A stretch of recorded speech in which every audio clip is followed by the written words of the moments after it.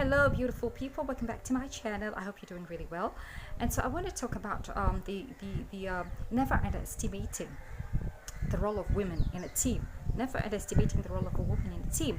And I want to talk about Jael, focus on Jael, because we rarely talk about her. We're always talking about Deborah when we're referring to women in leadership. And so in the book of Judges chapter 4, it was Deborah who lured Sisera, the enemy, who had been oppressing the Israelites for years. It was her who handed over Sisera, the enemy, to Barak. Deborah lured Sisera and handed him over to Barak. And while Barak was busy bringing down the enemy, bringing down Sisera's troops and the chariots, Sisera fled the enemy. He fled and landed at Jael's tent.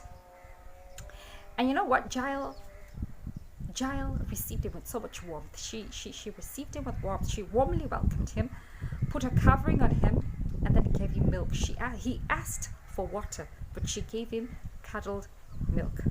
And so she used TLC. Tender love and care. She loved on the enemy. And then, as he was deep asleep, she allowed him to sleep. And when he was deep asleep, she took the tent peg and a hammer, and she drove the tent peg through Sisera's head. And so God handed over the enemy to a woman. God handed over the enemy to Jael.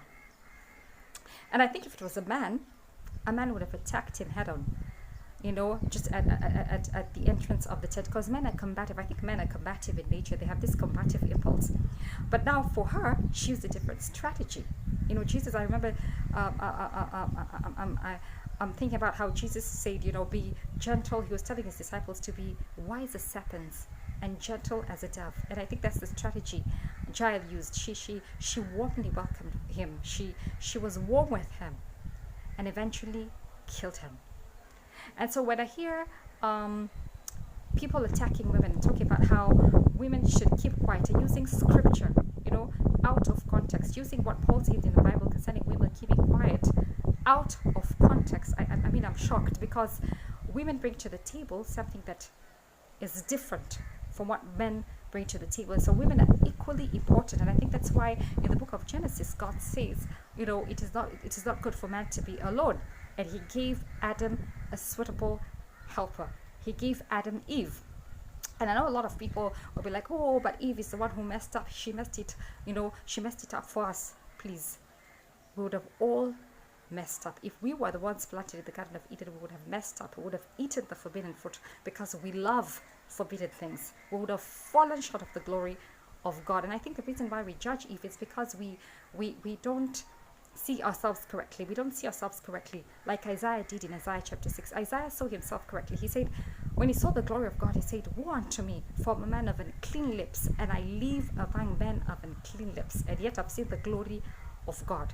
So the reason why we judge Eve is because we're not seeing ourselves correctly. And so using scripture, about women out of out of context is really, really unfortunate. So there's a powerful role that women play in a team that cannot be underestimated or overlooked. So yeah, think about that, and I hope you have a great week ahead. Bye. I love you.